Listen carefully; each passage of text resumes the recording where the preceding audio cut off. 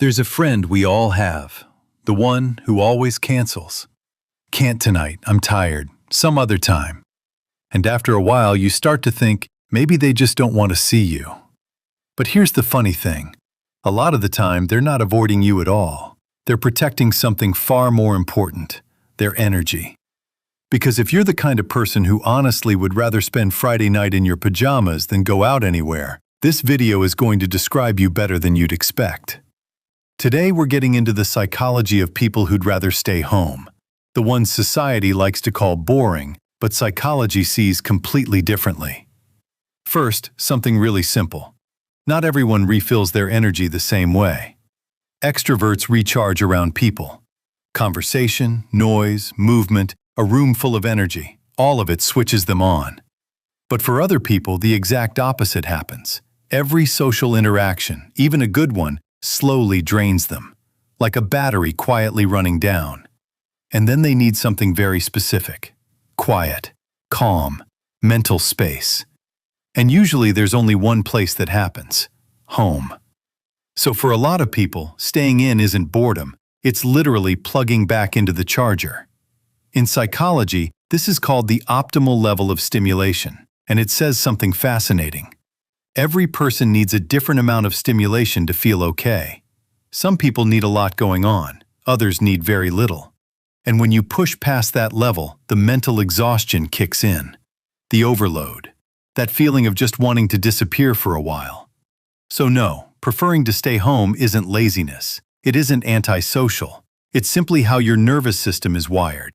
But there's something deeper here too. For a lot of people, staying home is also about control. Because out there, the world is unpredictable. Noise, strangers, plans that fall apart, shallow small talk, that awkward, "so what do you do for a living?"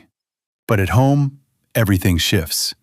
You control the lights, the sound, the temperature, the music, even the pace of time itself.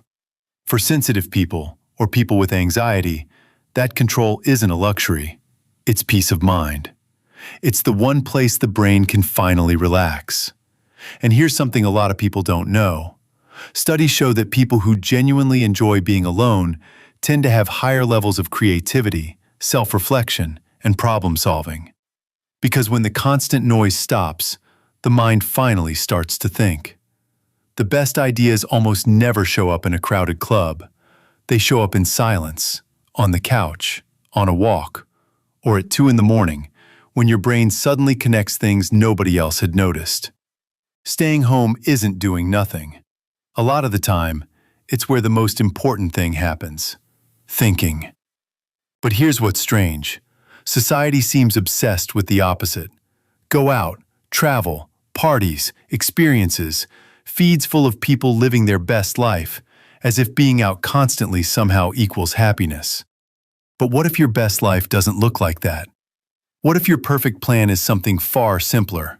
A show, a blanket, a warm meal, zero obligations. For some people, that isn't sadness. That's peace. And recognizing it is a form of knowing yourself. Now, something important to say. Not everyone stays home for the same reasons. For some people, staying in can hide something darker. Social anxiety, bad experiences with other people, even depression.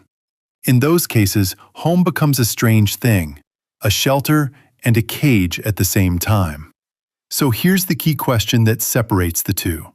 Do you stay home because it makes you feel good, or because going out feels like too much? One is peace, the other is avoidance. And understanding that difference matters a lot.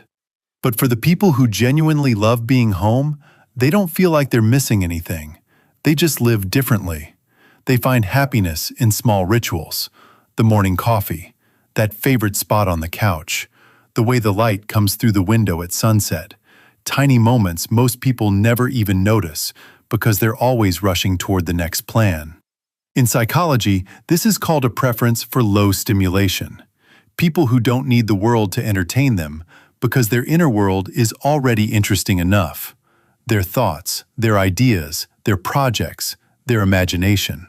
So if you're someone who turns down invitations without feeling guilty, who honestly enjoys a Saturday alone, who'd rather rewatch their favorite show than go out and do something.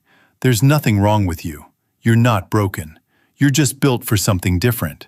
Depth instead of noise. Peace instead of spectacle. Now I'm curious, what do you actually prefer?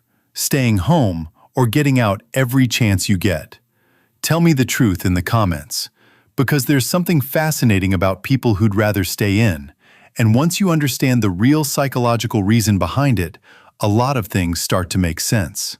In the next video, we're going to talk about something that probably describes you even better: